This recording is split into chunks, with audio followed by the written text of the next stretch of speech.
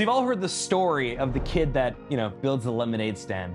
But I bet you have never heard the story of the guy that builds the $1 billion, 7 billion. sorry, actually $7.5 billion food empire. This guy is incredible. He goes from owning a convenience store to starting a single cookie shop in Boston to building Panera Bread, which he eventually sells for $7.5 billion. And he goes into detail about how he did it. Ron's stories are unbelievable. When he builds this convenience store in such a creative way.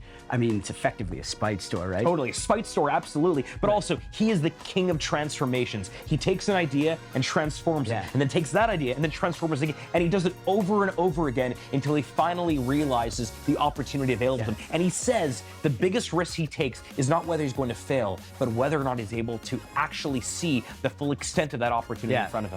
Ron takes us, actually, transformations is a big theme. He takes us through four distinct transformations.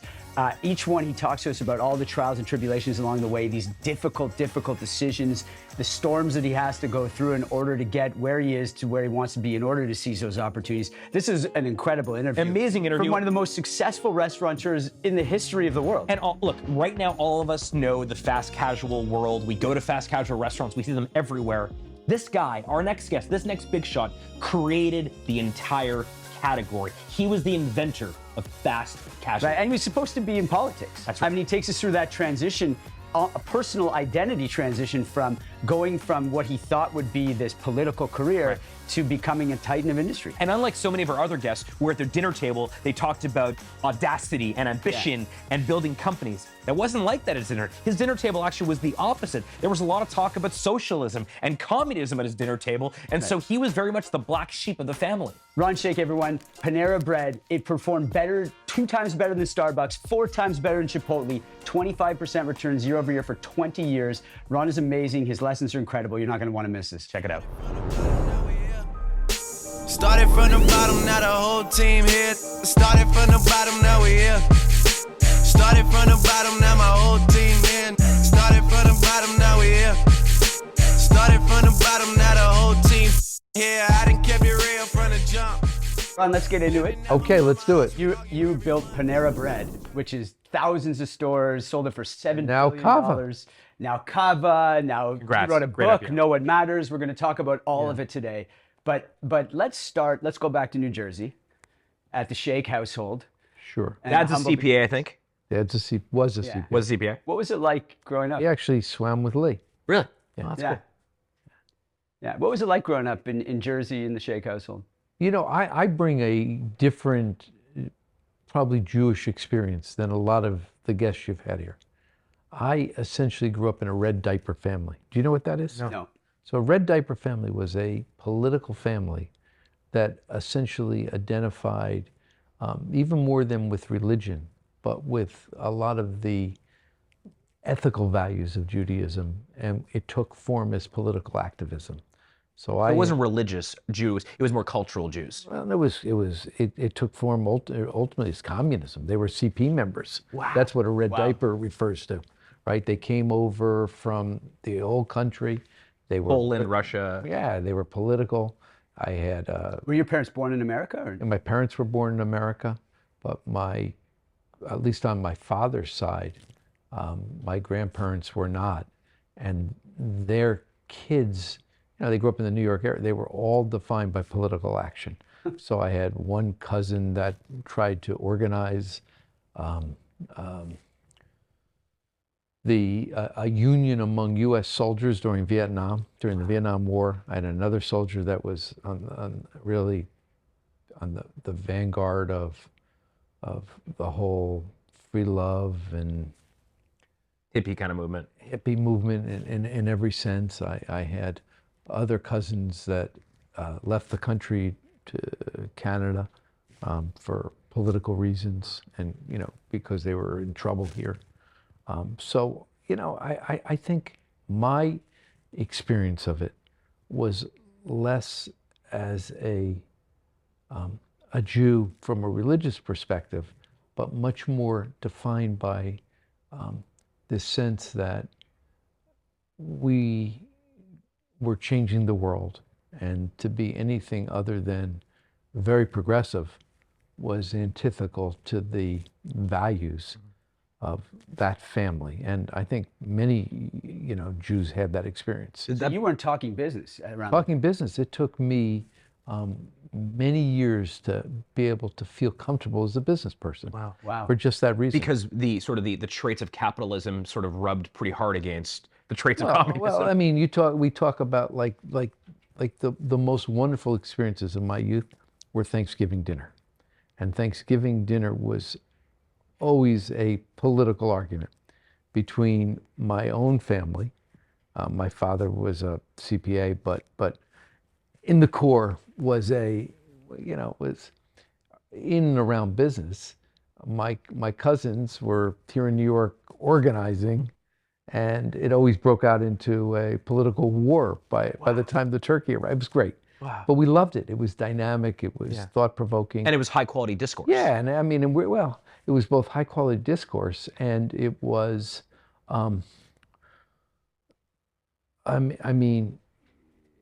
it brought a very radical perspective. Yeah. And so I have a cousin, for example, who has a PhD from Columbia in Soviet studies, was still protecting and arguing that Stalin and basically Soviet politics were correct post-Gorbachev. Wow. I mean, they were very, very involved. Tough to bring a new girlfriend home.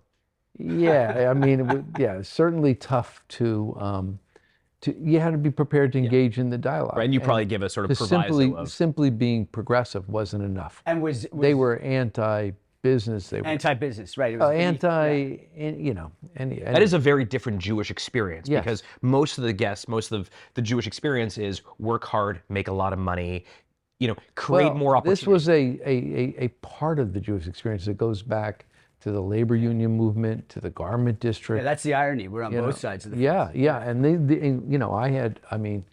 I had relatives that were friends with the Rosenbergs. Wow. Who. And yet your dad, though, was a poker player. He was an accountant. Yeah, he was sort of the black sheep of the family. He went into business and became a business person. Right. And so every Thanksgiving broke down in a war because he undoubtedly knew the slumlord that they were organizing against. On the other hand, they came to him for advice. Right. And over time it sort of evolved. But it was a family, and I guess my first definition of myself, which is really what a lot of this is about, and what we're really here to talk about today. How do you define yourself? Who are you? Right. My first definition of myself was rooted in a political identity. So I came alive during the anti-war movement. My cousins were involved in something, a group called SDS, Students for Democratic Society. Who was I, and where did I fit? And I actually took a year off before I went to college, and I played out that political identity. I went to DC, worked for a congressman, ran a couple of state senate campaigns, was a delegate for George McGovern, the youngest one in the state of New Jersey. I ran as alternative candidate for delegate, and I was very political.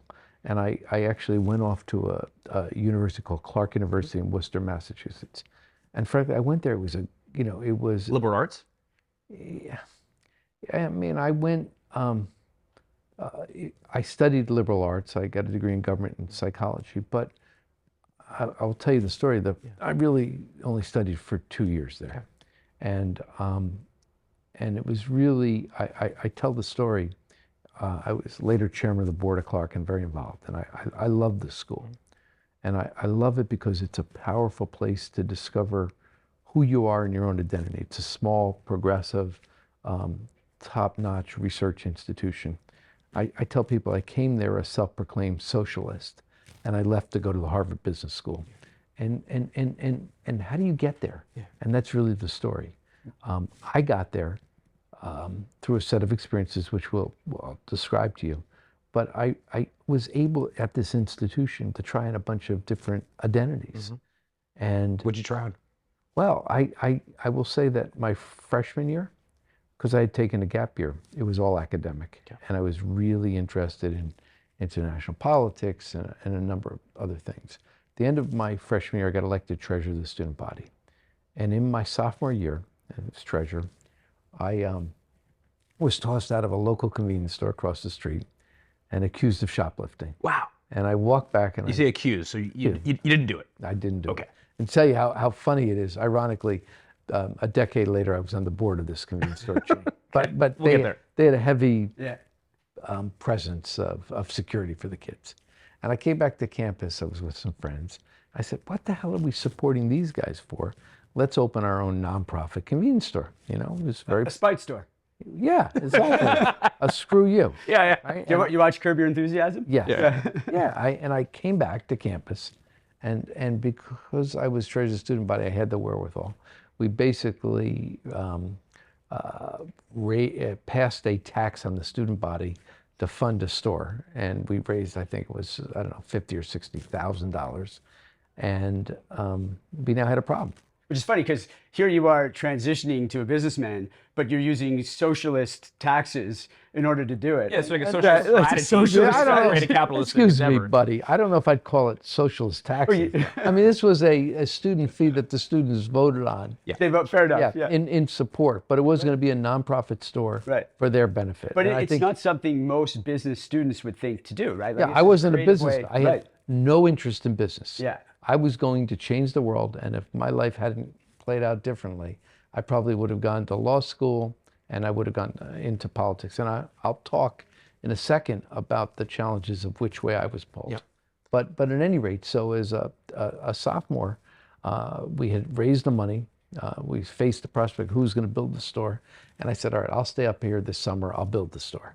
And I was given by the university the faculty wives thrift shop, and given permission to build the store in there. And I hired a drunken old carpenter, and I bought the fixtures for this store at a department store that had gone out of business. And I spent the summer building it, and we got to the beginning of the school year, and there was nobody to run it. So I decided I would run it as the first general manager of the store. While you're going to class. Yeah, Okay. but this became more important than class. Yeah, okay. And I guess the way I would describe it, for a Jewish kid who can't dance, who can't sing, right, who has none of that kind of creativity in him, I discovered this store and being a merchant as the most creative thing I had ever experienced in my life. To me, it was live performance art, and I loved it. I loved the merchandising, I loved the people, I loved the choreography of it all. I loved making it happen. And all the profit, I assume, went back to the student body. So, yeah, well, let me tell you how that all worked. It didn't quite play, so we had a problem, Okay. right? What was the problem? We made money, Okay. right? Now, what are you doing? That wasn't the plan. That's a pretty good problem. Yeah, so we lowered the prices, we made more money. Okay. We ended up that Wow. first year, I don't know what we had, 70, 80,000 in profit, we had a serious surplus in the till.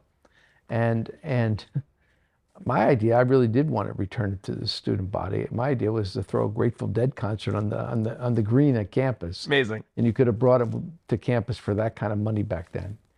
This is when the university, which didn't support the store initially, decided they did support it. Of course. And this, of course, ended up in the scholarship fund. But that store went on to be in existence for decades. Wow. Became an institution. I loved the experience, and I began speaking around the country on how to open these stores on other campuses. This became a model for how to fund. It's also sort of for us, by us. Yeah. It's sort of a way to fund it ourselves. But also, did it provide an opportunity for students to get their first sort of experience in business creation? Was Absolutely. that okay? And that was a part of it. To get their experience running it. Right. I mean, it was a paid job, the highest paid job on campus. And, you know, your responsibility was to make sure that ran. And I did it. And what was Thanksgiving dinner like when you came home and told the cousins you're in business now? I mean, you know, we always were sort of the black sheep because we were the business Yeah. people. So then it was like, fit- well, I told it you, was so see, fitting, Ron yeah. did it. Yeah, apples don't fall far from trees. No, yeah, I mean, it was like my dad was always you know, getting pressed, and, you know. Was your dad proud of you about that? My dad was my dad proud of me about the store? I don't know how much he really related to the store. He was later when we took a company public, but yeah, I mean, I think he certainly could feel it and sense it. But the important lesson here is I never knew how beautiful, how creative the process of business was. It wasn't in my set of experiences. But as I began to discover that, I had the cognitive dissonance of how I saw myself Right. and what my role was in life, which was to change the world and impact the world, make a difference, versus myself as a business person. And that took me a while to really work through. Yeah, I mean, you didn't call it this, but tikkun olam is that, right? Yeah, I mean, that's effectively what you're trying to actually have an impact and change things for the better. Yeah, and tikkun olam essentially takes form often as contributing money. And this is much more central to what is the core of your life. Yeah. And so much of what my family was about was that religion was politics. Politics was social change, social impact in a powerful way. And it took me a decade or more, but I came to discover that business, in my case, was the most powerful way to impact the world and to bring about social change. It was sort of your skill set. You weren't 6'6" and be able to play basketball. You didn't have a great voice.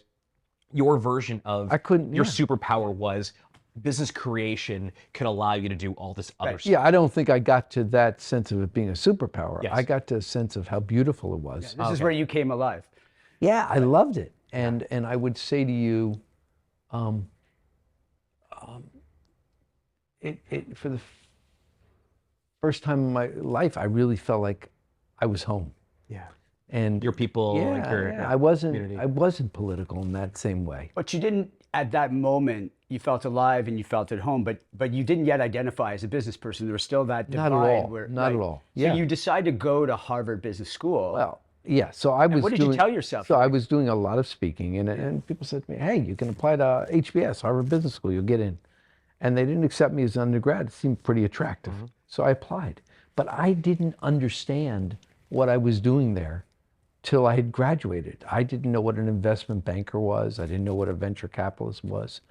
And I would sit in that classroom in Cambridge and think to myself, the guy who runs the Gulf station on the corner, he has more control over his life than any of these people will. Than any of my peers will, working at Exxon or IBM or, So did you feel or like- Enron, where they were on their way to help Rick out. Why do you feel he has more control over his life? Because he sets, but first, I'll step back and just say something to you.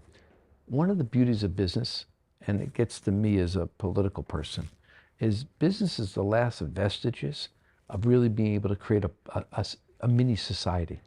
When you run a business, you create your world.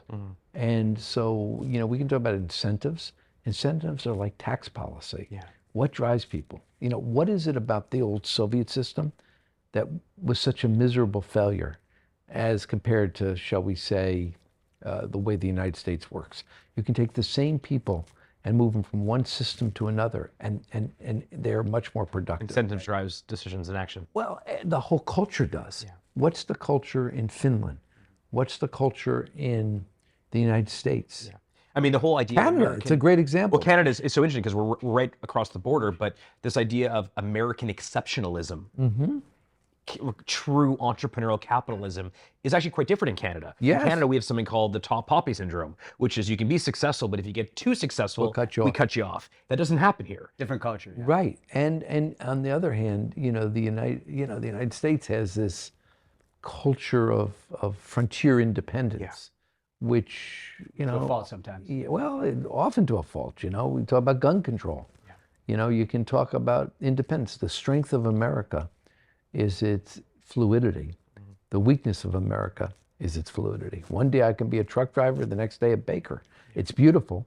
So is that why you'd feel that your peers at Harvard Business School, although they may be executives, or never have the freedom of that person, because that person can have all kinds of upward mobility? I mean, what? I don't know that there's any life that is more self-actualizing. There's a ton of pain that comes with it, but it's more self-actualizing than actually being an entrepreneur and building an organization and being able to deal at the broadest levels with a range of issues. Most professions, most jobs, whether you're a lawyer or a doctor, whether you're an executive in a large corporation, you're basically getting a slice of the pie. and you're often a cog in the machine. You accept an environment that's been created for you, as opposed to the entrepreneur, or in your case, at sitting at Harvard, the guy who owns the garage at the gas station, he created or she created their own version of a world. Yeah, and you're Besides his opening and closing hours. and you're the buck stops here. Right. Right. Whereas in an organization, you're not.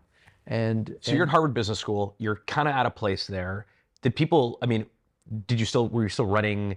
Were you still doing speeches and stuff at this point? No, I was. You went full into yeah, HBS. and I was trying to, I was just, if you know HBS, it takes you about 6 months to a year to figure out why you're there. That's right. Small groups and navigating. And just to get through it. And for me, it was just to get through it. And the big question for me at HBS is, what was I going to do when I graduated? Okay. And I had two poles. One was politics, and I love campaigns. On the other hand, I also love business, and to me, they're very similar. A campaign is just a business that has one day in which the consumer makes their decision. A business is an election in which there is a continual election day that never ends. I love that. But literally, it's the same.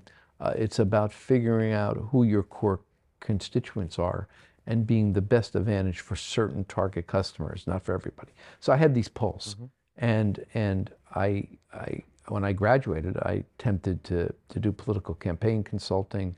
I ended up taking what I call the third year of an MBA. I went to work for a large public company in Cleveland, Ohio, run by a guy named Joe Cole, Cole National. It had key departments in Sears and Montgomery Ward. It has something called Things Remembered. It had a division called the Original Cookie Company. I went in to run a chunk of the country for the Original Cookie Company. And these were retailers in malls and stuff like that? Yeah, they were only in malls. Okay. Right? And sorry. No, we're just going right there. No, and so I stayed as long as I felt I was still learning. I used to say, third year of the MBA, when there was no value in running the Xerox machine, I was going to get out of there. And I lasted there about a year and a half. After about a year and a half, I walked into my boss, who was the CEO, and I said, Boke, I got this idea. I want to open cookie stores in an urban location. There's a lot more people in downtown locations than there are in malls. And he said, Ron, that's a great idea, but we only operate in malls. That's our mantra. That's what we do. And one thing led to another, and I often have had this experience. I said, well, it makes sense to me. I'm going to go do it. On your own? Yeah. And so I quit, and I came back to Boston. How old are you at this point? Well, I went right from undergraduate, so probably 24. Yeah, 24, 25. And this is, I mean, your Harvard peers are not opening cookie stores. I mean, it's Harvard peers are all at McKinsey or Goldman or exactly. Right? Yeah. Right? This but is not. they're probably making a lot of money. But ultimately, they all came around and wanted to be. Well, now they all want to work for you. I promise you. For Yes. sure. Now they call you to hire their kids. Yeah. Yes. I just had experience in law school where no one took me seriously in law school because I was selling T-shirts. Yeah. And they all kind of laughed at me. Well, I didn't tell you the story Yeah. along the way. Yeah. Right. Now we're going to go into that. But along the way, after I opened these stores, my senior year. Of college. Yes, my senior year of college, I was doing a lot of the speaking. I ran into somebody who was working with a company called Hartz Mountain, which is actually another really good guy for you to speak to here, if you know these guys. What's his name? He's one of the largest real estate developers in the country here. But at any rate, I was with Hartz Mountain. They were just shifting. Inflation was roaring at 20%. Yeah. They were shifting flea collars from 99 cents to $1.59. He said, we have all this merchandise price labeled 99 cents. We want to get rid of it, but we don't want it going into our channels. I can get it for you if you want. You can buy it by the trailer load. If you can promise me you can distribute it in ways that doesn't come back into my channels. In the end, I bought this stuff, and I bought it by the trailer load. I rented an old A&P, and I would go to flea collars in New England, Englishtown out down here in New York. I'd wear a dog face mask, and I'd sit there with a microphone, and I'd be saying, "Get your flea collars, get them here. These flea collars are priced, $1.99. Awesome. 3 for 99 cents here. Get them now. Get them before the police get me. They may be hot. Get them now." And I had so much fun. Wow. But I'd take thousands of dollars home in cash. That's amazing. It was. It was before TJX, right? Like you were, like the first clearinghouse, basically. Yeah, and I mean, literally, I was selling off price, and I was selling it in a way that did disturb their So children. you're at Harvard MBA. No, I did this before. Before, okay. I did it my senior year. So I basically, after my sophomore year, I stopped going to classes. I did the general store my junior year, and I did the flea collar thing my senior year. That's great. And then I went back to HBS. My experience is I was at McGill, but I stopped going after second year because the t-shirt business had took off. And actually, I thought that I was going to learn more from selling schmutzes than I was from taking a bunch of courses in undergrad and college. And you did? And I certainly did. And by the way, like you, I didn't know what my thing was. But this thing that I discovered called entrepreneurship, for the first time in my life, felt like that's a thing that I feel really good about. I actually like this thing. It feels democratic. It feels ambitious. It also feels like my creative, I'm not a painter, but this is sort of my version of painting. Literally, it's, yeah. And what was ironic for me is I never had to work hard at any of this. Right. I worked harder than anybody. You worked hours, but it was different. Yeah, it was a different type of work. It just flowed for me. Yeah. And in every which way. So you're walking out of your boss's office. You're saying you want to go start this sort of cookie company, but not in the suburbs and malls, but actually in urban centers. What are you thinking as you're walking out of his office? You just quit your job. Right. I didn't quit. I waited a month before I quit. Okay. But I said, I'm going to go back to Boston and go do this. And I actually went to my dad and I said, I want my inheritance. Early. I want it now so I can put it into place. And I also said to him, I want it in 3 shots in case I blow it. It was maybe $250,000, and it was what he was going to leave me. And I said, I want $75,000 to help open a store. I have $25,000, and if you can give me that, if I screw it up, I got another 2 shots. And he said he'd be happy to help me. Wow. Yeah, and why? I mean, you have no track record. I mean, I guess you did some convenience stores, but like, why did I want to? No, why did he believe in? Like, how did he? He didn't believe. He wanted to support me. Okay. Right. It wasn't he believed in it. He probably It wasn't an investment for him. No, Okay, it was my money. Okay. And I He was said, basically fronting you your own yeah, money, right? he fronted me the money, and I had to pay in different things he asked of me. Let me just say, there was there's always a quid pro quo. Yeah. But yeah, he helped me out in getting money for. But here's the story. So I came back to Boston. I couldn't lease a space. Nobody would lease me space. Right. I had no credibility. Yeah. You know, who am I? I had worked for a chain of cookie stores. Guys that are now my friends wouldn't lease me space. Right in Harvard Square. And I couldn't find a space. I ended up getting an opportunity. Somebody saw my resume, and I got an opportunity to go to DC and to do political campaign consulting. And it was the premier Democratic campaign consultant, a guy named Matt Reese. We had a technology, geodemographic targeting, based on something called the Claritas cluster system, PRISM, you may know what it is. But at any rate, we ended up creating a consulting firm that did most of the major Democratic Senate campaigns that election cycle. And you were basically using like data technology to figure out who to target with what message. He had the technology. He didn't know how to turn it into a business. Yeah. I knew how to turn it into a business. The deal was, I said to him, give me 3 months. If I can figure out how to make this thing work, I want to run it. Yeah. And I became the president of this thing, Targeting Systems Incorporated. His name, he had the credibility and the connections. I knew how to make it work. We ran the largest national political poll that ever had been run up until that point to fuel it. We were in a position to provide much more targeted information. If you were running in Louisiana, we could show you the pro-choice voters in Louisiana. It's a whole other thing. I won't take you through the detail, but I was doing this a couple of years, and I get a phone call. Guy says to me, hey, I got 2 jewelry stores in downtown Boston. Inflation is at 20-odd%. We want to combine our inventories. I know you tried to approach us to lease space a couple of years ago. Would you like to lease space? Boy, he's scraping the bottom of the barrel because it's the worst of times. He's going back to the person that he knew. He'll give it to anybody. He'll take it. Yeah, everything's boarded up. Well, no, his problem was the cost of his inventory was so high. Right. He wanted to merge it into one store. Sure. So he had excess space. So he leased me 400 square feet on Winter Street. It connects Park Street Station with Filene's in downtown Boston. And my original model was I'd come back 1 day a week to Boston. I was running this firm. And they were okay with this. They let you. Yeah. Well, you're the president also. Yeah, I mean, and Matt was fine. And I'd come back and what started as 1 day became 3. And I ultimately opened that first store. And by that point, I'd said to Matt, listen, I'll stay on your board or help you, but I can't do this. But let's go back to the store opening. So the store opens, it's the cookie jar bakery. Yes. And it's effectively emulated or a replica of what you had learned when you were in the suburbs? I'd say it differently, no. I'd say, look, the beauty of creating your own business is I get to create the place I want to work in, right? And you know, that more than anything else was the driving force. I got to figure out the product.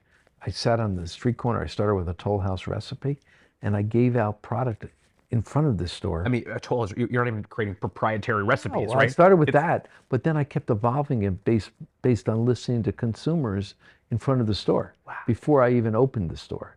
You know, I got to hire the people. I got to create the environment. It was, again, the beauty of approaching something writ large, of being able to create it. And the biggest player at this time is like Mrs. Fields kind of thing? Mrs. Fields, Original Cookie. Yeah, okay. I mean, they were generally mall-based. But all mall, like sort of in the food court of the mall kind of thing. Yeah, or... Were you making enough out of the gate? Me? Yeah, like the store, you? Yeah. Well, here was the deal. We had 50,000 people a day going by. Right. They were buying a ton of cookies after 12 noon. I had actually a very cushy life. I'd come to work about 11 o'clock, and I was making a few bucks. Yeah. But I began to say, wait a second. You know, we got 50,000 people a day going by in the morning. What are we going to do with them? What are we going to sell them? And like so much in life, it's serendipitous. I approached a number of different companies if they wanted to give me a license or a franchise to sell French baked goods. In the same location? In the location, Okay. in the morning. We'd sell French baked goods in the morning and cookies in the afternoon.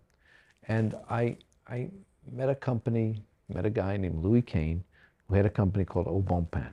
And Au Bon Pain started in Faneuil Marketplace. He had done Colombo yogurt. He bought it. He was he was our version of Blake Carrington. Wow. He was amazingly connected. He knew everybody. He was on the senior fundraising team at Harvard. He would have probably ended up as the commandant of the Marine Corps. He was a longtime Marine Corps officer. Wow. He was a Boston Brahmin, Jewish Brahmin, but a Boston Brahmin. And he was an extraordinary man. And Louis was running it. But he wasn't an operator. And they had opened 13 units. In fact, they were up in Canada, Eaton Place. Sure. It's funny, we actually know Au Bon Pain probably more in Canada than most people do here. Yeah. Because it was an early business. Yeah. But well, they all closed. But yeah. Okay. Yeah. But the reason that you thought they'd be good is it was sort of complementary, that he would do kind of baked goods, you were doing kind of cookies, the kind of thing all fit together. Yeah. And you were able to leverage the fact that 50,000 people were going by every single day. Yeah, but you said license though. Like, couldn't you just bought bread from them? And I suppose I could, but I wanted that name. You wanted the name. But a sidebar comment, not for the... Do you know Michael Bregman? Mm-mm. He's Michelle's Baguette, who's also... Oh, yeah, totally. I didn't know. Yeah, in Toronto? Yes. He also had Second Cup. Yeah. Yes, I know Second Michael. Cup. It's another great story. Yeah. We talk about the Canadian connection. But at any rate, so Louis had this business. He'd opened 13 restaurants all over the country. He closed 10 of them. It was financed with personal debt. Oof. And and this was when interest rates were north of 20%. Oof. And the only way I can describe it, when you're an operator, I became a licensee of theirs. When you're an operator, you know which of your vendors are any good and which aren't. They were the most screwed up vendor I ever dealt with. I mean, sometimes they delivered, sometimes they didn't. Sometimes they billed me, sometimes they didn't. I guarantee you, to this day, I still owe them money. Okay. They were and they still don't even know. Yeah, they didn't. But have the product you thought was good. Yeah, the product was good, and Louis was such a class act. And the name was a known name, which helped your business. Yeah, and we were there about 3 months, and I began to say, wow, this is really an even better opportunity. I could take what I learned in the cookie business and what I know to do, how to build a business, and I could basically, if I could take control of Au Bon Pain, I could do it with that. And I went to Louis, and I didn't realize they were really in trouble, but one thing led to another, and we made a decision to put these two businesses together. My one cookie store, which was the cash cow, and his three, at that point, Au Bon Pains, and $3.5 million in debt. Wow. And we were going to fight our way out of the debt. So this Big Shot thing is super fun. We're having a great time. People are loving it. it's a little expensive. Just to say it, like, you know, at the end of the day, we are, you know, I'm glad you said it. we're still stingy Jews here. Like it's really quite expensive, and you and I are funding this whole thing ourselves. not So cheap. I think at the very least, we should at least promote our tea business. You all see the production quality. I The mean, production quality is incredible. Yeah. We have an amazing staff, Yeah. tons of producers, and it's a little expensive. yeah. So I'm obsessed with tea. I built David's Tea. I left many years ago. And Harley I actually can't believe we're encouraged doing me. this. This is perfect. We're This is doing perfect. this because you know we have great tea, but we got to pay for Big Shot. Perfect. So Harley got me back into tea. I would curate these green tea collections for you. You're having trouble sleeping Yeah. in the evenings. I'm like, oh, you got to switch coffee. You don't need 10 coffees Well, a day. I mean, if we're going to tell the story, let's tell the Yeah, story. all right. I had been drinking so much during the pandemic. I was by myself, obviously, like the rest of us were, and I was drinking a ton of coffee. And my anxiety was peaking. And actually, you had said you should switch off of coffee in the afternoon and move to really high-quality green tea. The caffeine in green tea interacts differently. You don't get the big spike and crash. It's like a calm alertness a little almost, bit calm right? alertness, Yeah. and green tea's amazing, like really high quality green tea. And then But frankly, like most people, I'd never Yeah. had high quality green tea. Most of the tea that I had consumed in my life, it was like in a gift. Like I'd give a Right. talk somewhere, and they give me a gift box or some sort of gift package, and there would be some like random tea Right. bags in there. But I'd never actually had really high end green tea. So you very kindly started curating this box of incredibly high end, amazing green tea. And you also began to sort of, you know, jerry-rig these accessories for me. You'd say, drop it in here for 3 minutes and then take it out, make sure it's not steaming. And you just created this incredible tea setup for me. In fact, you know this, but next to my home office, I now have a little tea area that you actually created for me. Right. But green tea in particular, and having you curate this tea for me was this incredible new element of my life because it allowed me to stay really energized, really focused in the afternoon without having any issue with sleeping. And that was the inspiration for Firebelly. Finally, I was like, you're like, you know, let's do it. I'll be your partner. So we started Firebelly Tea. Most people want to take a tea bag and dunk it in the water. And the reality is there's this rich experience you can get with tea where you take the time to make it properly, whether it's green tea, black tea, oolong tea, herbal teas. We're doing something special with Firebelly. Yeah, so Firebelly is the highest, the best tea, and actually you got a chance to design every single accessory yourself. Absolutely. You went ahead and figured out, this is the best teacup, this is the best strainer for it, this is the best whisk in terms of how to make great matcha. But this is the best tea and the best tea products ever. And please buy our tea. We need a way to pay for more Big Shot episodes. So we don't need your money, but we would appreciate you buying some amazing green tea from firebellytea.com.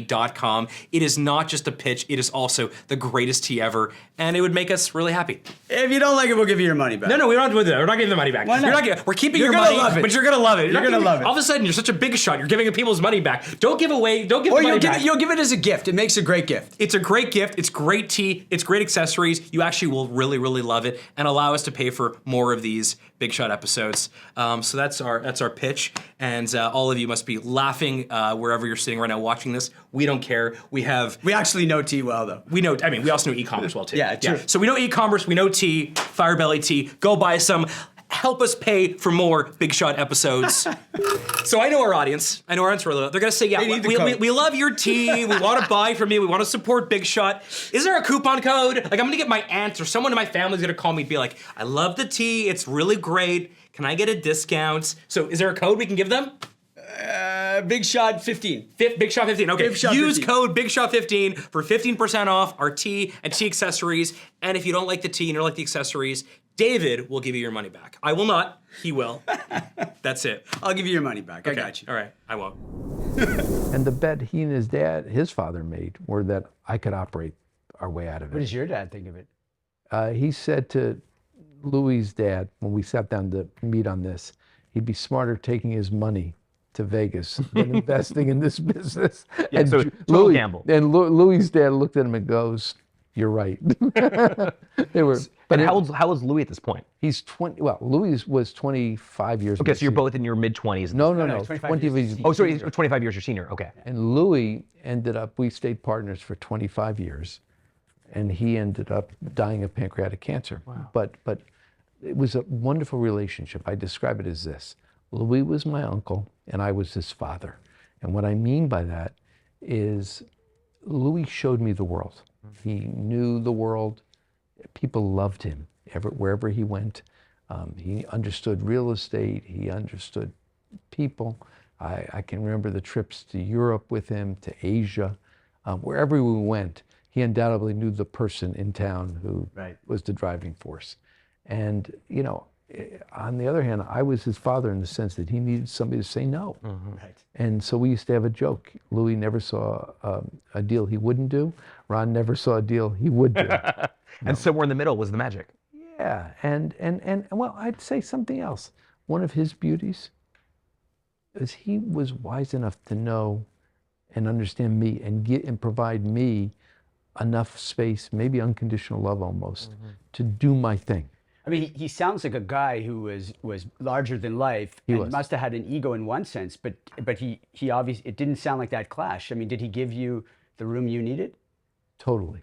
And I would say to you, what mattered to him was he got to be au bon pen in his community. What mattered to me was I got to run the company. And I'll tell you a story that really speaks to it. At one point in the 80s, we had one of the local banks that had wanted in on the debt. It was a very credible company. And then our comp store sales came off, and they got very nervous, and there was a lot of pressure.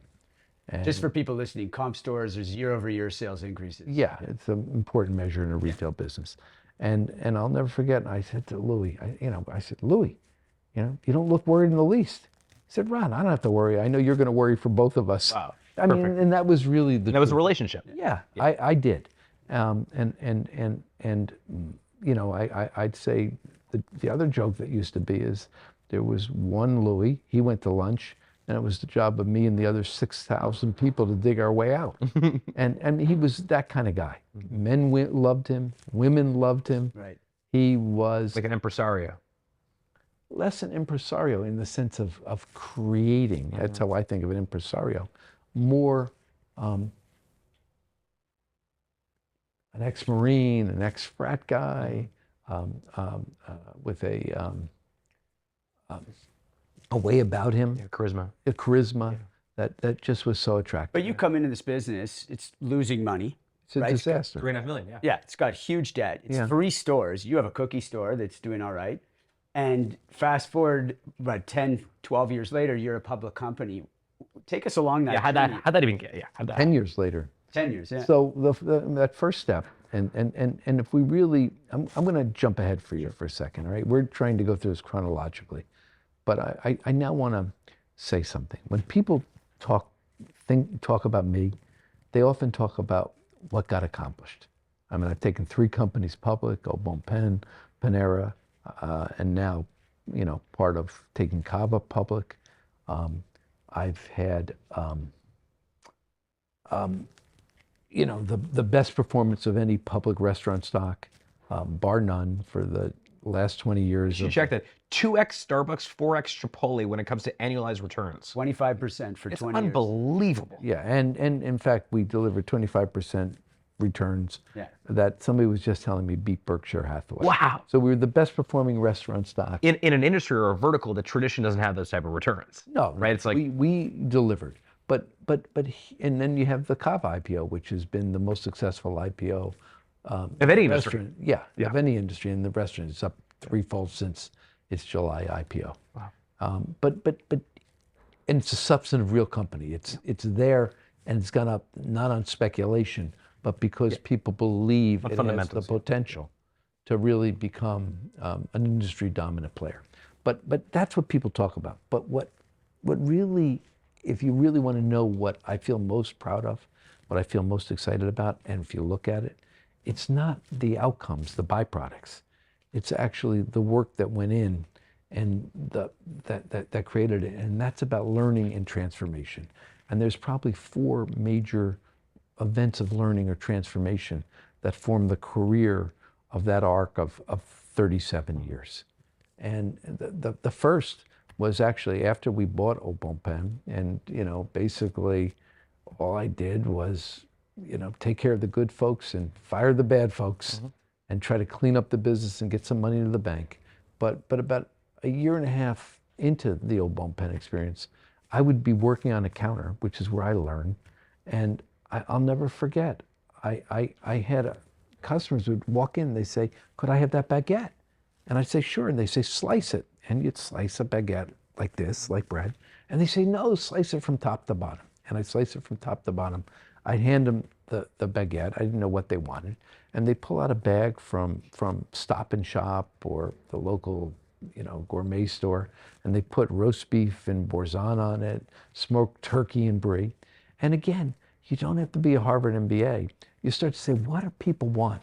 And it was very clear that the croissant and the bread, the baguette, was not what they really wanted. It was that as a means to make a sandwich. And so we began to reconceive our business, not as a bakery, but as a bakery cafe, in which the product itself was the things we could make from the French bread and croissant.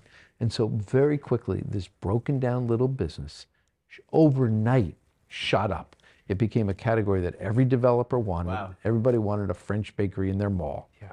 And but one thing that you're sort of skipping over fairly quickly, but is very, I think, meaningful, is that at this point, you own the company with your partner. I own 60% of it. You own most of the company with your partner. And Louis had 40%. Okay. You're still actually at the cash register watching. You are in the, you're not working on the business, you're actually working in the business in a very deep way. I have, at that point, maybe we had 7 or 8 stores. Okay. But so you have most people that we know that have 7 or 8 stores in that sort of vein are not actually at the cash. They're kind of behind the scenes.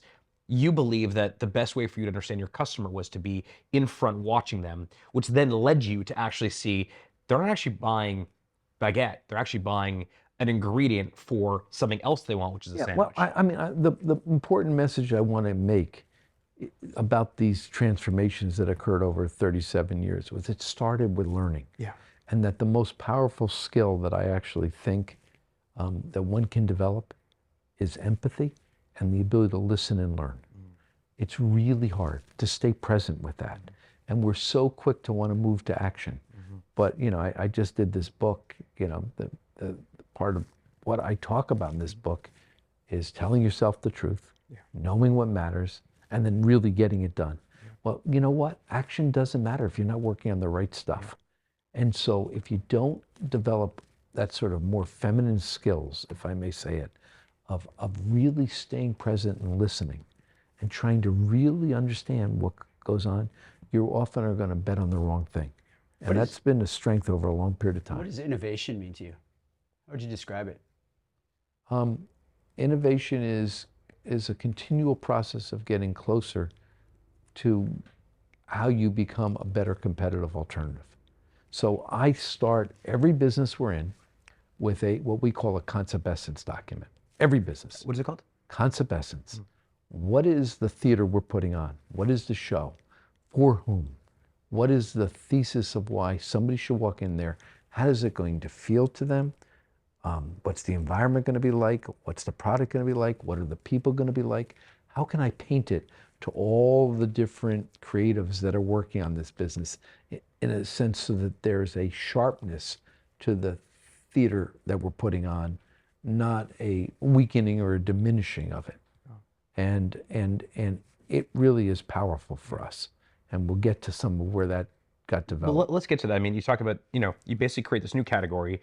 It's called bakery cafe. Yes. It's new. Everyone wants it now. How are you now growing Au Bon Pain? How does this sort of... Not just that, just to give more what's at stake here. Pepsi and Sara Lee also see this category and want to be in it. Okay. Major players. Exactly. Yeah. So you Sara Lee category, other people actually bought Michelle's Baguette out of Canada. Oh, interesting. And Michael calls me. He told him he could do 400 stores. He picked up the phone and said, "Oh my God, I just promised him 400 stores. Can you come help me?" He didn't know how to execute it. So how do we get there? Well, here's the deal.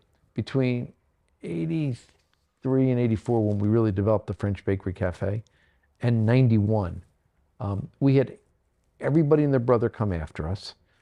Any of them had more money. They had folks with far better resumes. But their people didn't care the way our people did. We were all in this together. And we were really, in an entrepreneurial sense, much like Israel, our backs were to the wall. You had no choice but to fight. We had no choice but to win and to succeed. And so we ran better stores. We executed and operated better. I will never forget when I had the 3 top people in Pepsi fly up on 3 separate jets. I had Don Kendall, I had Wayne Christopherson. And you're not that big of a company. No, but they had a version of us out in the Right. West Coast. Okay. And they were competing with something called La Petite Boulangerie. And I'll never forget it. I was on the stairs of our office, and Wayne looks at me and goes, "Ron, how much do you pay in rent?" I said, $1 a foot. He says, $1 a foot a month? I said, no, $1 a foot a year. We had a special deal with the city, right? And he said, do you have the overhead to support us? If we acquired you, we'd like you to run our company. And I said, how much overhead do you have? And he said, well, having visited with you, we're going to have a third less on Monday. I mean, and he said to me, we're going to, we're paying, 50 times the rent. We're cutting that too. Right. I mean, we just. Well, they had obviously this massive backer with Pepsi, and they were just able to effectively build whatever they wanted. Wasn't their money. It wasn't their money, and everybody was worried about their next job. Yeah. And what we were worried about. Right now. I think they didn't buy us because at that point the price was X plus 1. Whatever they offered, we weren't selling. And we were still. You just knew you had. You wanted to be independent. You wanted to build on your own. And so they tried, and they didn't go anywhere with it. So what happens next? Well, so if we think about this in terms of really these powerful learnings and transformation, by 1991 we had won. We owned the category. We took it public. Morgan Stanley took us public. My dad, I remember he literally came. My mom came to the IPO. It was really quite an experience. It was one of the best days of my life. And I know David. I was at NYSE. David was at NASDAQ. But I remember ringing the bell and looking down and seeing my family there and thinking, this is, as an entrepreneur, it's one of the greatest moments. Was that The employees? Well, Like I must say, going off on a tangent for a second, and we'll see how you all edit this. But I have a chapter on this in my book. I actually, the day we went public, we were pricing it that night, and we were going to go public the next morning, and we were in a limo, and Louis and I just said, stop the limo. I got out of the limo and I started wandering around Central Park, and to me, and it's something I feel very deeply. The IPO was, yes, it's a celebration, but it's the beginning of the journey, not the end. It's a graduation to the next step. Yeah, and I profoundly understood the responsibility that goes with now being a public company and broadening my shareholder base by thousands. And I understood that responsibility was going to be unyielding and weighty, and we really we're going to need to deal with it. And I often think, and I'll say it, to you all who've been through some of this, 90% of the people that go public live to regret it. Yep. Well, we shouldn't have gone public. It was a huge Absolutely. mistake. I agree with you. Yeah. For me, I won at it. But most of the people I talk to, I ask them, why are you going public? And to me, the best metaphor for an IPO, it's a little like a wedding celebration. Everybody gets excited about the wedding and the party and the event, but what really matters is the relationship. Afterwards. The relationship afterwards and how that marriage works. And that's what you're going to remember in the decades after. We told our entire company on the day we went public, it was May 2015. And we called it game day. And we said that basically we're graduating. I was public 25 years before you went public. Oh, look, I'm just a kid. Yes. But we said, look, we're graduating from the minor leagues, the little leagues to the major Playing leagues. pro ball. And actually now the competition is more difficult. The fans are more demanding, and the expectations are higher. And it's not just good enough to just do the work and build the company. We also have to explain ourselves. And the visibility and your ability to dance, goes away. And everything you do, your competitors are seeing. And you now have all these people who you are accountable to. And some are worried about your... How did you, for most people... Yeah, we haven't gotten to transformation 2 yet. Yeah, Well, we're going to get all I want to get there. I don't know how you're going to get there. But wait, we will get to all of them, I promise. But Yes. what makes Ron Shaich is that you didn't view that as the finish line. By this point, you've made some money. You're wealthy at this point, by most people's standards. What drove you? Like, what made you feel, I'm not going to ride off into the sunset here, like many do? Perhaps even Lou was thinking that way. But yet you get out of this car at a young age and you really see what's in front of you as an even bigger challenge. At no point did you think about spiking the ball and calling a touchdown? Never. Right. I was 28 years old. I was building, this was my life. And I cared profoundly about this company. I cared profoundly about the people within it. And it was never about the money. Yeah. It was always about fulfilling responsibility and actually the joy of figuring it out when the rest of the world didn't. Yeah. And also, just frankly, as a competitor, you were able to sort of take this idea and build it and build it against massive competitors with a lot more capital, a lot more strategy. Look, I have a basic view in the world. I try really hard to separate and encourage others to separate the difference between means, ends, and byproducts. I tell it by way of a story. A friend of mine is a type 1 diabetic. Yeah. His mission in life is to stay alive as long as you and I. Yep. But he can't make that happen. It's a byproduct. Yep. So what's his end? To keep his blood sugar between 80 and 180. Yep. If he does that, he's going to live. Yep. What's his means? Diet, exercise, and insulin control. Business is the same thing. Value creation, public company, private company, whatever, is a byproduct. Mm-hmm. You don't make value creation. You don't make value happen. Yeah, there's some things you have to do. What is the end? Being a better competitive alternative for some target consumer. If you do that in a powerful way, the byproduct will be value creation. And my entire professional life is spent on the means, the art of doing the things that will deliver that end, a better competitive alternative, which is why we'll sit down and literally write, what does it mean to be a better competitive alternative? What is the vision for that? What is the document? What are the initiatives that we're betting on this year and next year to get us there? And it all comes out of a view I have. I call it a pre-mortem. Mm-hmm. And as opposed to a post-mortem. Yeah, and I'll explain to you what I mean. I often have found that running a business, like running a society, is very much akin to running a life. Mm-hmm. And there are lessons I learn in my life that I bring to my business, lessons I learn in business that I bring to my life. And one of the most powerful lessons for me in my life was watching both my mom and dad pass away. My mom passed away right after the 10th anniversary of Obama in the early 90s. Was she there for the IPO? Yes, okay. But then passed away fairly quickly. And my dad, half a decade or so after that. And what I discovered, what I learned watching them, is unless you have a traumatic illness where you die, very quickly, you have the opportunity, often on your deathbed, to have a judgment day. And I can't tell you there's a judgment day up there. That's for each of our own spiritual. But I've watched my parents go through their own judgment day. And one of my parents was much more at peace with their lives than my other parent.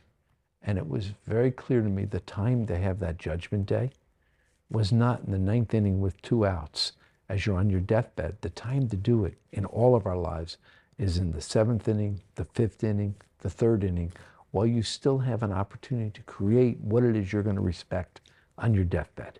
And it was from that understanding I then began to personally, this began 30 years ago, sit down every Christmas. My birthday is December 30th. Take that week and ask myself, where do I want to be in 5 years in all of my core relationships?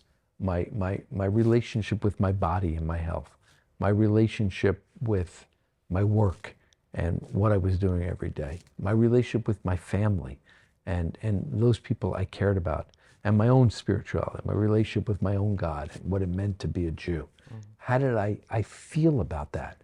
And I'd write down literally what my 5-year objectives were. And then I would take that and turn that into basically steps or projects to get there. And then every 3 months, I'd have a meeting with myself and say, how am I doing on these projects? And I usually got about 80% of it done. I then took that and I began to apply that in business.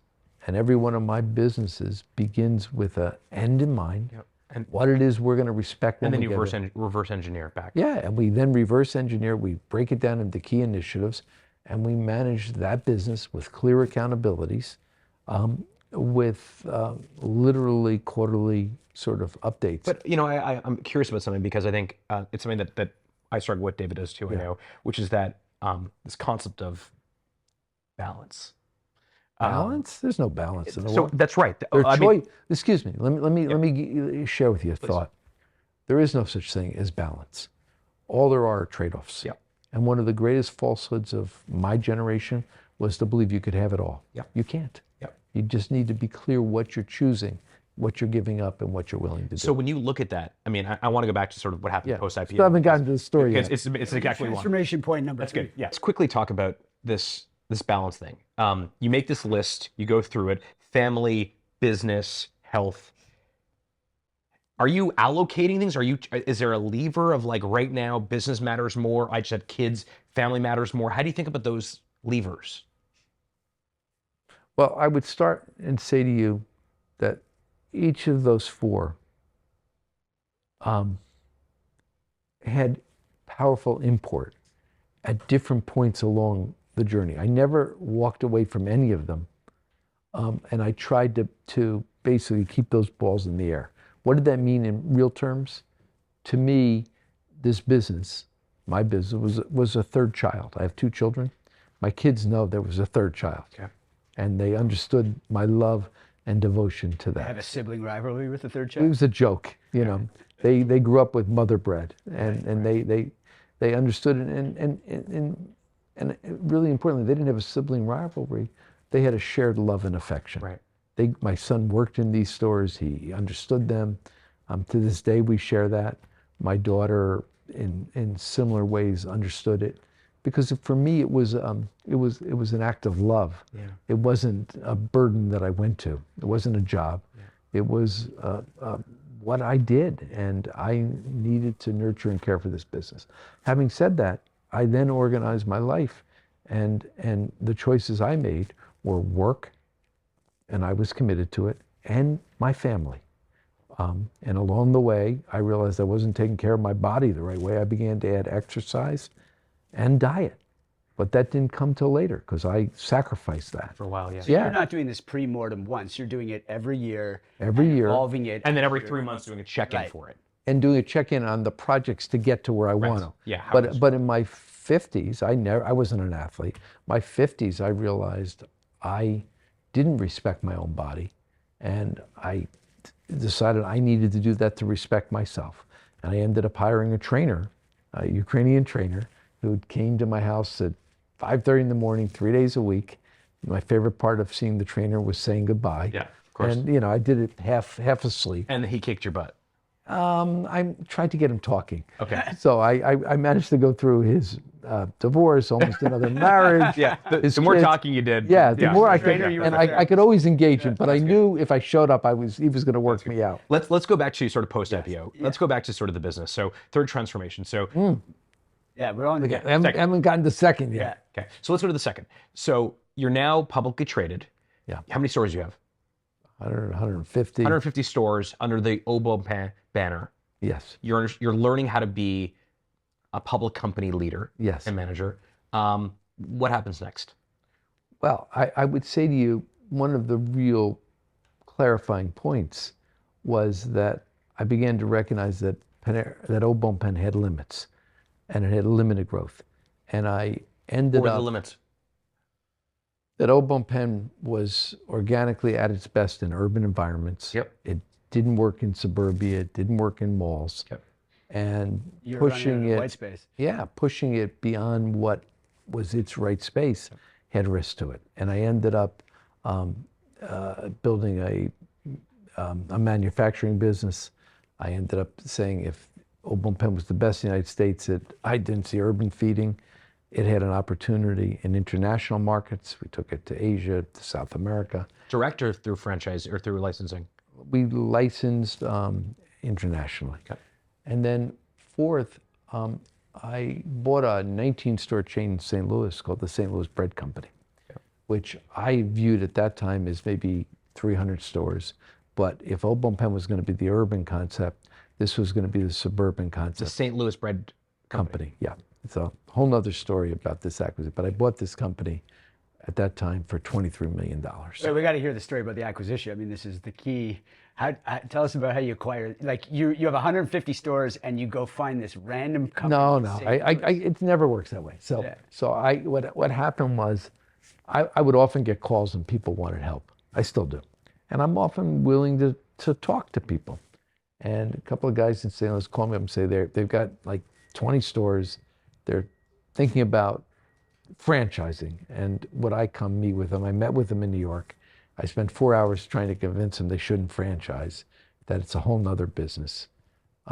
That summer they invited me out to St. Louis. I came and I was blown away. They were doing volumes almost as high as we were doing in real estate that was half the price. Right. They had 19 stores in the St. Louis market, and there was an energy and power in their stores. Consumers were lined up at 6:30 a.m. Wow.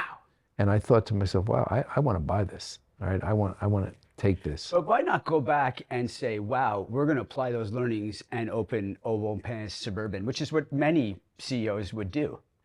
Well, it gets more complicated because we ended up changing it all. But the reason is these stores are organic wholes. Just like if I were to come along and say, I'm going to change you, David, into Harley, right? It ain't going to work. Right. Right? I mean, you are different. You have a different DNA, a different perspective. You look different. You feel different. He's bigger than you. I don't want to say anything, but you know, you got a physical size. Au Bon Pain was a different size. It had a different place in the world. And so simply mimicking it wasn't going to work. And I viewed this as an alternative growth vehicle. Anyway, So you buy this company, 23 million, you said? yeah, 23 million. And what's your market cap at this point? 300 million. Okay, so it's not a small acquisition. Oh, but it's not huge either. And I bought it on an earn out, and I let him run it for 2 years. But during those 2 years, Au Bon Pain was becoming a little more pedestrian. And I began to sort of search for the deeper trends. One of the things that I think are most powerful about really successful business people and just generally living life is I work really hard to listen, and I work really hard to figure out how do I separate the wheat from the chaff. What matters and what doesn't. And increasingly, if I may go off on you for a second, we live in a world where we're so responsive to social media, to what somebody said yesterday. None of that matters, right? What really is the search in life is to figure out those deeper trends that are going to last and evolve over a long period of time. And that's been part of what I've tried to do in business. And in the mid 90s, I was beginning to feel change in a consumer marketplace. And I and my strategic consultant, Dwight Jewson, and my head of R&D, Scott Davis, we spent, I don't know, a year and a half almost on the road 2 out of every 4 weeks, traveling to look at bakeries and cafes on the East Coast and the West Coast. And it took me a while, but I began to understand something, that probably 1 out of 3 consumers in the marketplace were holding their noses when they went into fast food. I mean, like they wanted something quick. Yeah. And they didn't want to sit down for fine dining, and those were the only alternatives, either commercial processed food or fine dining. They Quicker, good, pick one.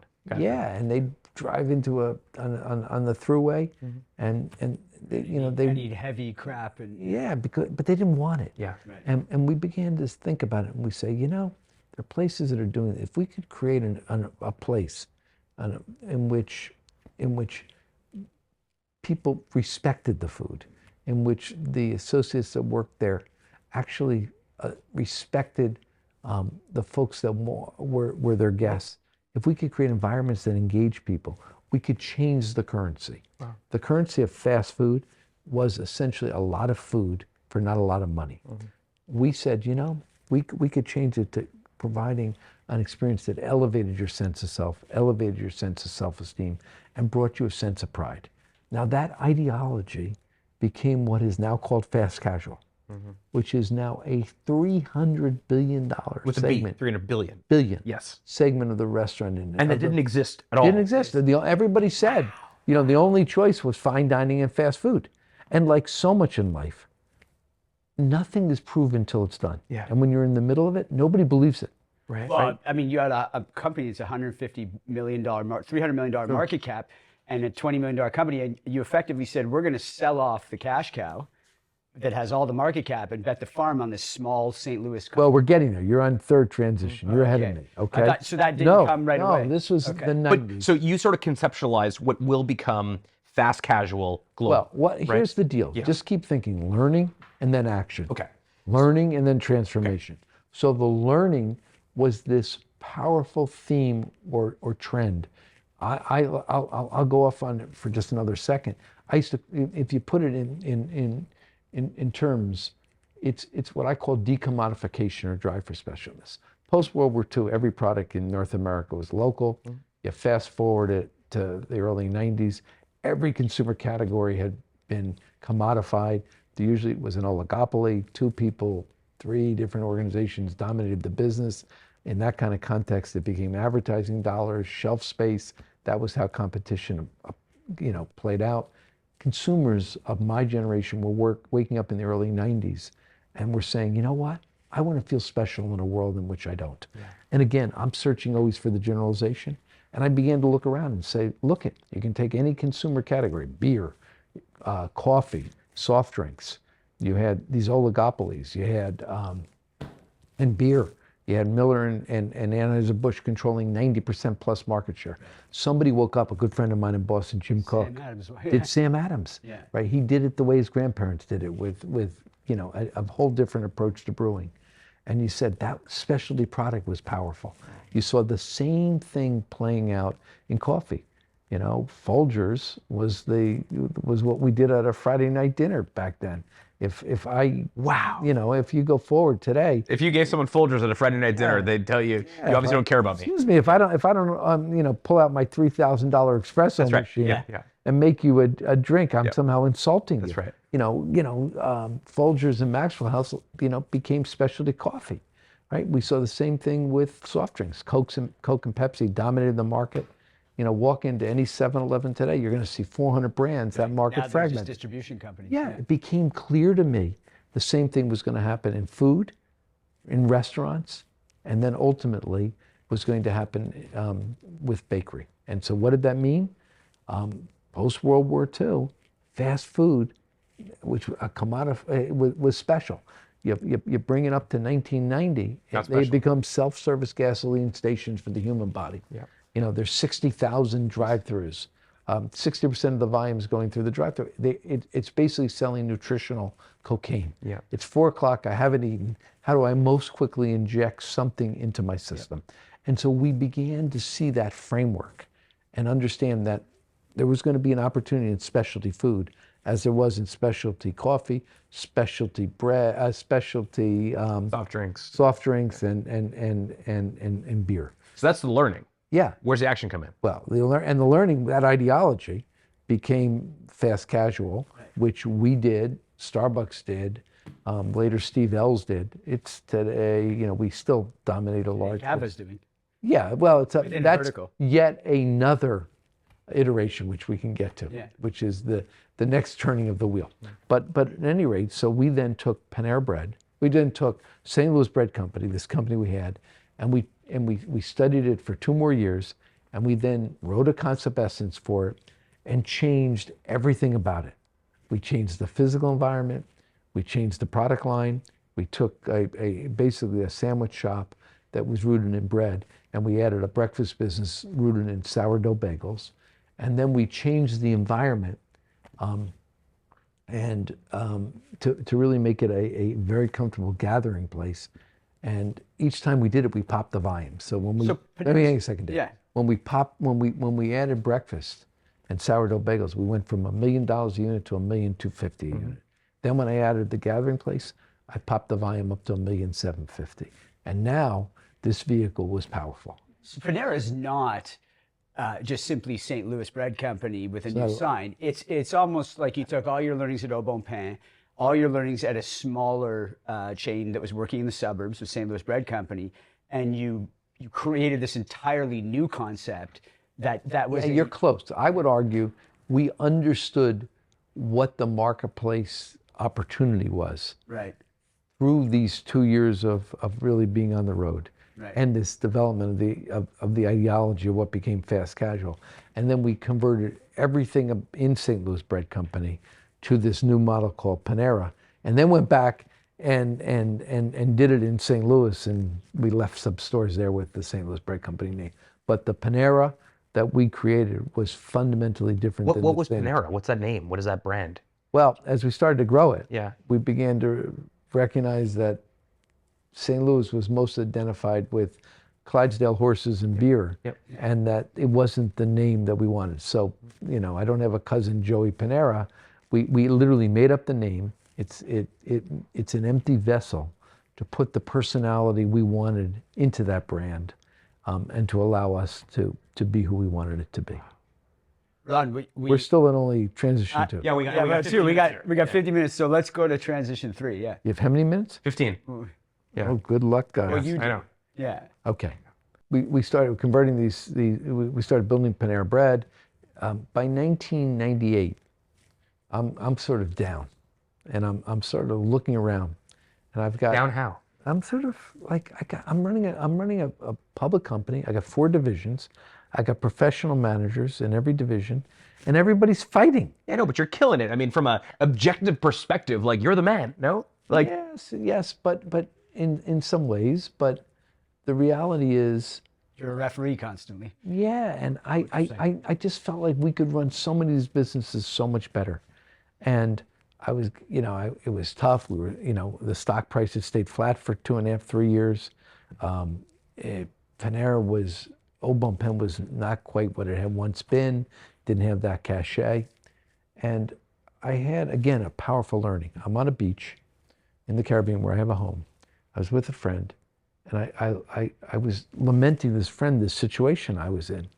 And I said to my friend, you know this thing, Panera Bread? We now had, at that point, 90 restaurants. It was the 3rd largest of our divisions. And I looked at this friend, I said, you know, this business, I can tell you, has the potential to be a nationally dominant brand. And for every 100 people that talk about a nationally dominant brand, 1 ever makes it. Right. It's really hard.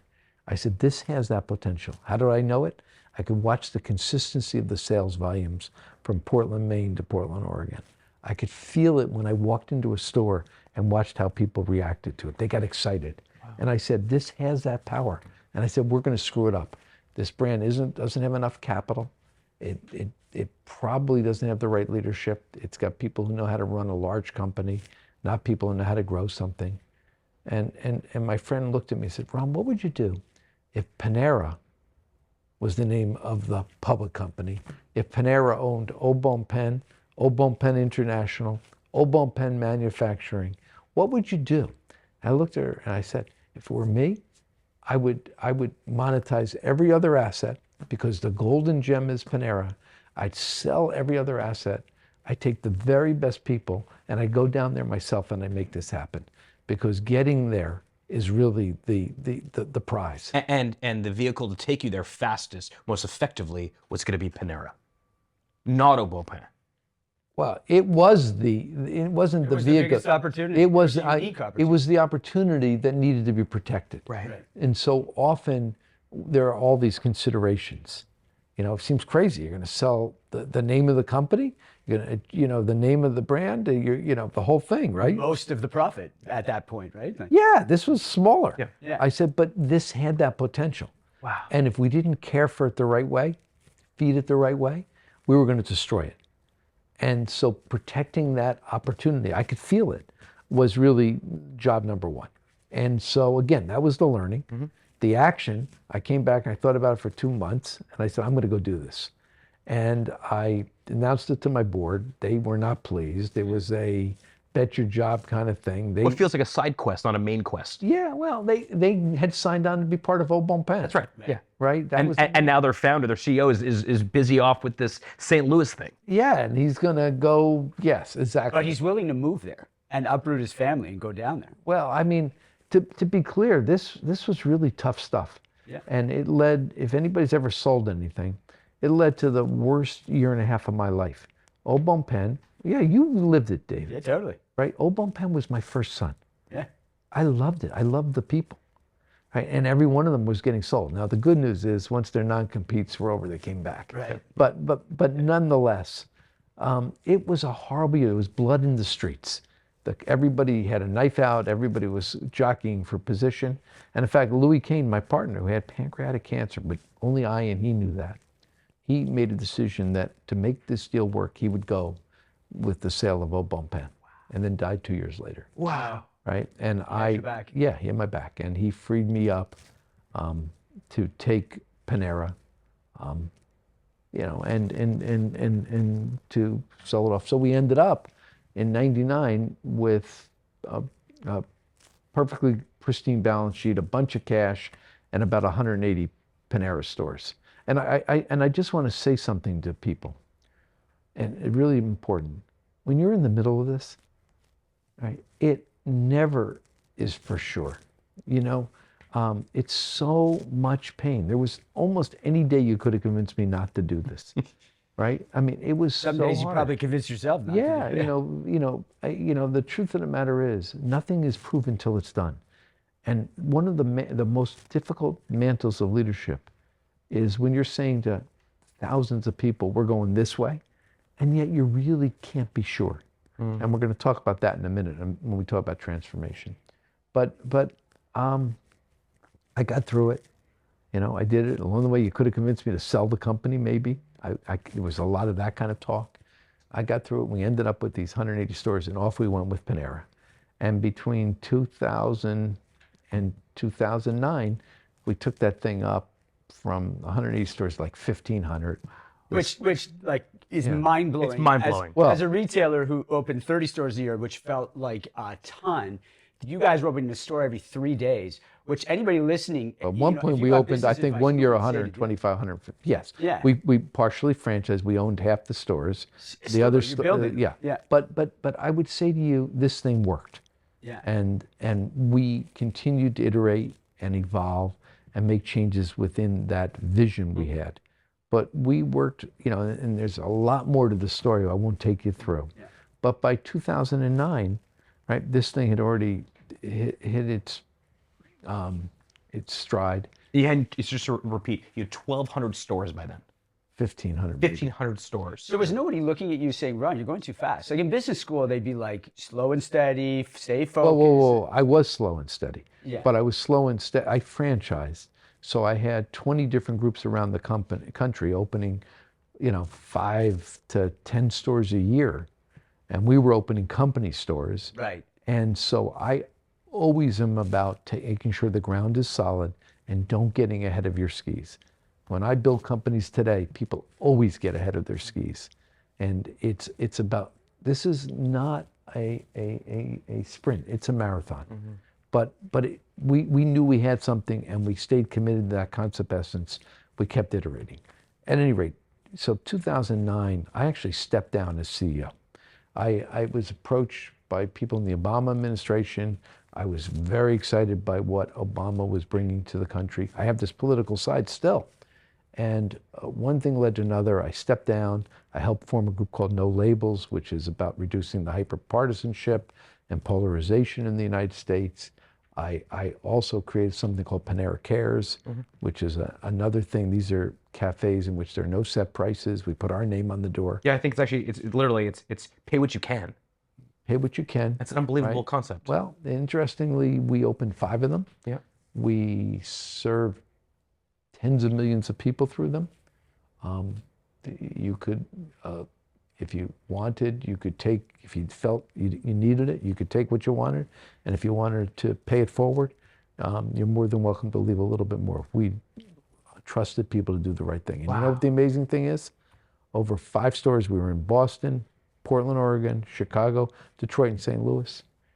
On average, people left 80% of the retail price. Wow. People did the right thing. And it was a powerful experiment in human nature and what people are about. Incredible. And ultimately, after I sold it, the conclusion was made, this isn't the best way to help homeless. Yeah. But it was a powerful, powerful endeavor. So you decided in 2009, you get inspired by the Obama. Yeah, stuff. and I want to go do, Resign. I want to take, well, it took me 9 months to leave. Okay. I wanted to take what I had learned. One of the things that was so powerful about Panera was we thought long term. One of the greatest strengths in a company, particularly if you have dual class of stock, you have some vote, is to be able to think long term, because all of my competition was thinking short term.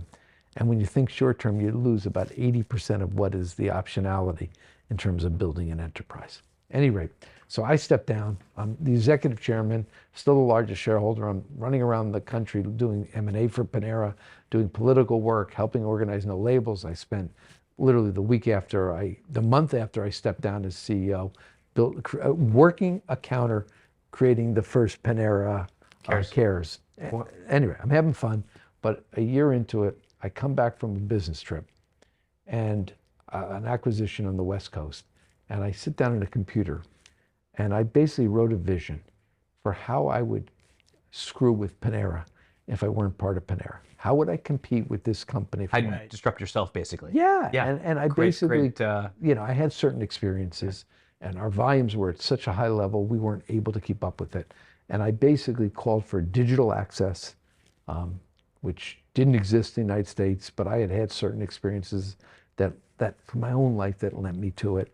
I called for loyalty, which again wasn't being done in our industry. It was being done by Tesco in the UK, and then Kroger had brought it over to their Customer loyalty programs. Yes, customer loyalty programs.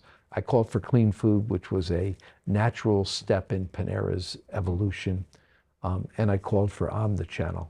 And I've shared this with the guy who would become my CEO, my very dear friend Bill Morton. We'd worked together for 20 years. And Bill said, wow, this is powerful. Would you go work on it?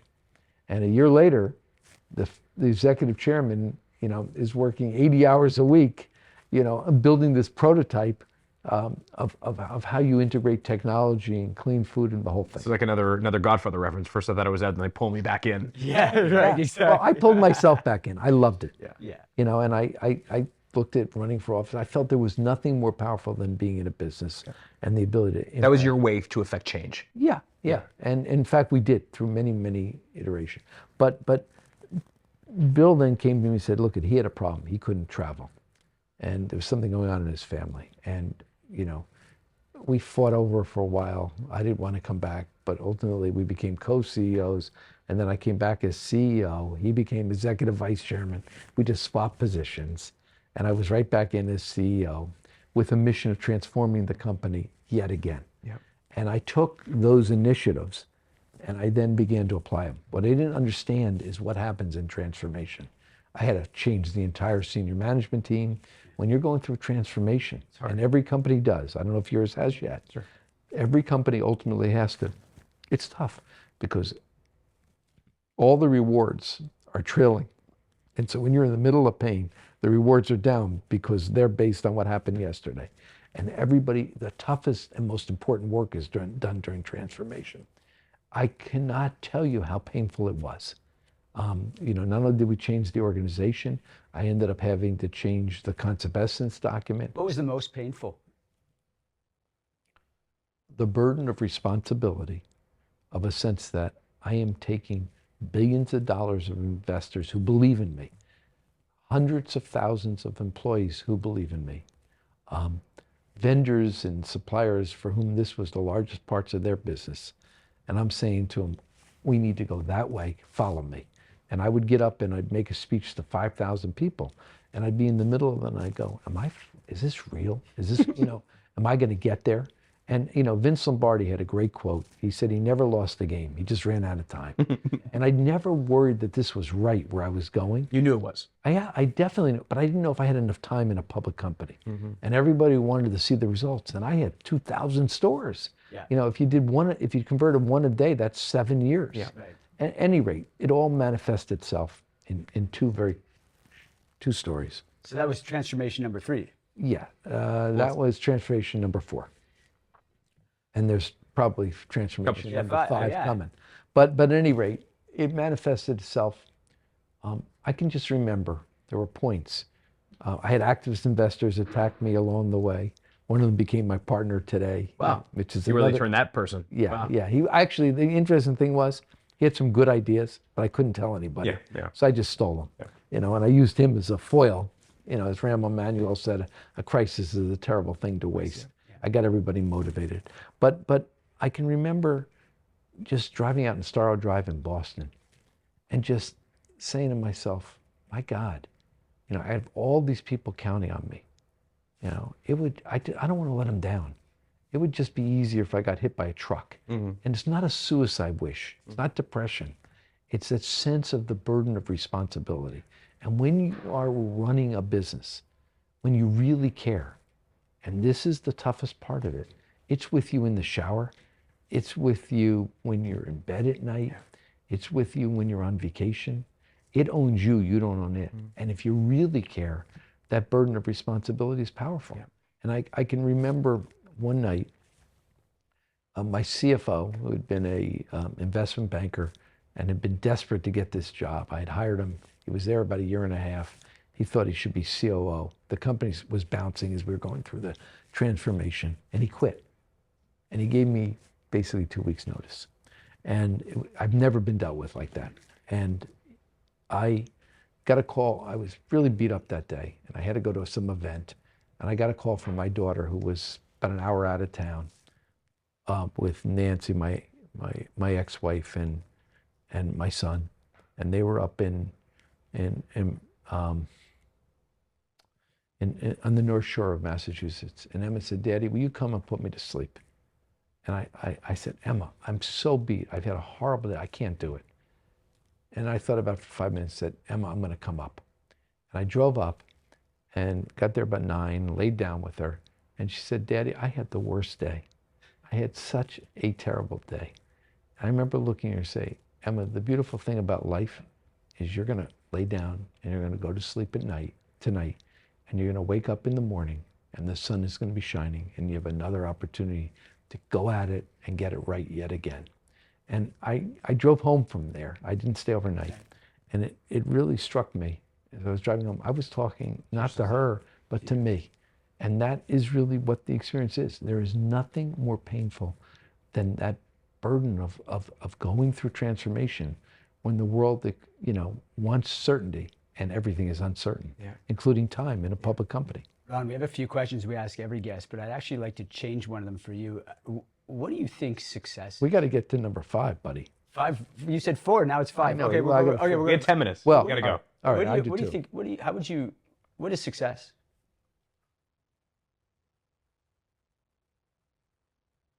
Self-respect. To me, success is knowing you did great work. You figured it out when the rest of the world didn't. You stuck with it when the rest of the world didn't. You took on the tough stuff and you did it well. I love that. Cool. One of the things we also like to talk about is concept of the show is Jewish entrepreneurship. We haven't talked about the last 5 years yet, Act 3. Well, Act 3 is pretty I mean, impressive. I think you end up, by the way, just to foreshadow a little bit, you end up selling the company for like $7 billion. You're selling your company? No, you're selling your company for, like, eventually your company gets sold for $7 Yeah, we billion, haven't talked about right? that yet Yeah, I mean, either. Right. there's a lot more to cover. But we talk about, you know, chutzpah and this sort of this Jewish plight, this character that Jews have, which is so unique. We are 15 million people in a world with 7 billion people. Yet we have disproportionately built industries and communities and companies. Like, what is it in your view about Jewish entrepreneurs in general, or just Jews in general, that have made us so uniquely ambitious? I won't even say successful, but we just drive a certain way. What's the story? Well, I think there's a historic cultural perspective. We've been merchants, we've been traders for, you know, centuries. You know, in the diaspora, that's what we did as a way of being. We've also been the people of the book. And I think so much of it is rooted in trying to make sense of the world, to think and to really, if I may say, you know, our whole Talmudic process is to challenge and to ask questions. And I think those are the very things that lead to progress, whether you're running a business organization or a society. And I think it leads to learning and growth. And so I think it sounds like you're sort of your strategy, which is learning first, action second. Yes. I think it's sort of deeply in it as well. You had this quote that I read as we were doing our research, which was that entrepreneurs are not capitalists, they're opportunists. We've been talking a lot about that. Can you unpack that a little bit? Sure. I mean, it's really simple. people often think of entrepreneurs as risk takers. I think of myself and most entrepreneurs as risk avoiders. I think that we focus on what is the thing that matters the most differently. So for me, when I see an opportunity, when I smell an opportunity, when I can feel a better way to do something and I know it, I get through it, I experience it, and I know that's a better opportunity. When I get there, protecting that opportunity and protecting my ability to accomplish that is the thing I least want to risk. Yeah. So if I have to take on debt, that's not a big risk. It's that opportunity that I'm trying to protect. And so what you think of as risk taking, I think of it as risk protecting. And the thing I care about so profoundly is arriving at the accomplishment of the objective of what I saw and felt. Missing the opportunity is the risk for you. Totally. It's the biggest risk. Wow. Yeah, I think, to sort of, I know we got to go, but the one thing that I think is I'm really left with is that you have figured out that the catalyst for you that actually creates the most impact on the world and most change for you personally is entrepreneurship, is business. Yeah, and because you can do so much. To be honest with you, it's not even entrepreneurship. It's actually building organizations. I don't think of myself as an entrepreneur. Because you didn't start Pan. You didn't start Panera Bread. In fact, you actually don't suffer. A lot of our other guests have said, I want to create something on my own, brand new. You don't have the fear of like, it's not created here syndrome kind of thing. You see this thing, you're like, that's a great idea. I see an opportunity. I would say everything that I've built, I've actually put massive fingerprints on. They're very different than what they started as. Yes. What my greatest pride is in figuring it out when the rest of the world doesn't. To me, it's the figuring out that's powerful. Puzzle for you. Yeah, and there's a fascination, and then actually building it, to know what matters, and then getting it done. And I will tell you, just the next piece of it for me, after I sold Panera, the largest U.S. restaurant deal ever done. $7 billion? $7.5 billion. $7.5 billion. Sorry, I rounded down by $500 million. Yeah. $7.5 billion. Incredible. Yeah, it was somebody fell in love. One of the things I often think about is there's a difference. I spend my life building a better competitive alternative, building a company. That's different than when you harvest. And I separate the two. Wow. And harvesting is I'm not about value creation. I'm about building something that's a better entity. And then when somebody else falls in love with it and they view it as extraordinarily valuable, they want it. If they really want it bad enough, I may be willing to give it to them. Right? That's the harvesting. But just to add to this, and then we'll wrap.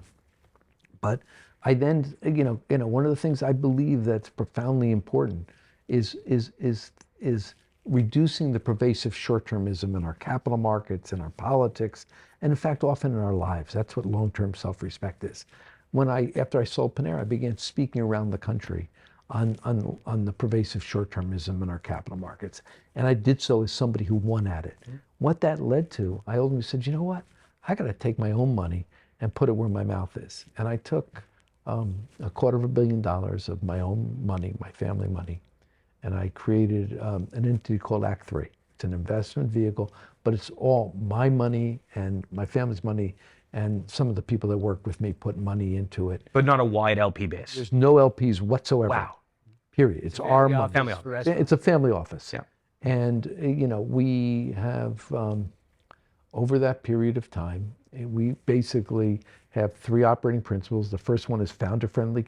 Well, our core operating principle is we are about building a better competitive alternative. In order to do that, we want our management teams focused on that and not a whole bunch of other things, not capital raising, not scaling. So what we have done is founder-friendly capital. We'll come in, we'll make an investment, we'll take a right of first refusal on all follow-on rounds of capital. We've never turned down any of those rights of first refusal. So all of the companies in which we're invested in know that they can rely on you. Unlimited capital. Wow. That's number one. Number two, when we sit in the boardroom, we practice what we call Sherpa management. What I mean by that is building a nationally dominant company is tougher than climbing Mount Everest. Nobody's ever climbed Mount Everest without a Sherpa.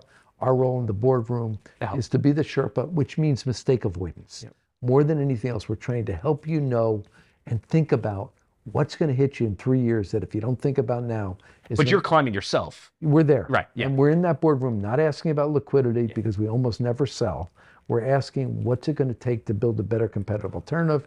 And every one of my partners, I have 25 people in the group, every one of them is got a functional capability to add value, strategy, real estate, large-scale operational scaling. It's like the Avengers almost. Yeah, well, and so what we'll do for any of our investments, we'll say, don't worry about scaling it. You're welcome to take our skills. We'll give it to you on a cost-plus basis. It's a pull, not a push. Yep. And if you want it, you got it. And then third, I really believe deeply in my own competitive advantage. If I'm competing in the restaurant industry, I'm generally going to have a little more perspective than you are. I will not ever drop money in a casino. I don't like losing unless I own the casino and have the house big. That's how I think about investing. If you're in my industry, I got the house big. Ultimately, what we bet on are categories. What are the niches that are going to have tailwinds in 5 years? And then we come behind that and we have the capability of helping build the dominant brand in each of those categories. And that's more important than finding the best player Yes. in a niche, because that's going to change. No, right. We have to make sure we got the right niche. So we made a bet on Mediterranean. We helped build CAVA. I actually came to them with an idea of buying a public company 5 times larger to scale. And then I put in the capital to help them actually make that acquisition. And off we went. It's now an $8 billion company. Incredible story. CAVA's amazing. Ron, Yeah, CAVA's what does been amazing. chutzpah mean to you? The willing to take it on when lots of people are, including yourself, may be pushing against it. Thank you. Thank you. Appreciate you sitting down with us. Thank you so much. This has been amazing. It's an honor to sit with you. You know, My pleasure. Harley often says we stand on the shoulders of giants who came before us. We all do. And as 2 entrepreneurs, you've been an inspiration without even knowing it to both of us, and we really appreciate Good luck to you guys. I know this episode will resonate, so thank you. All right. Thank you. Started from the bottom, now the whole team here. Started from the bottom, now we here.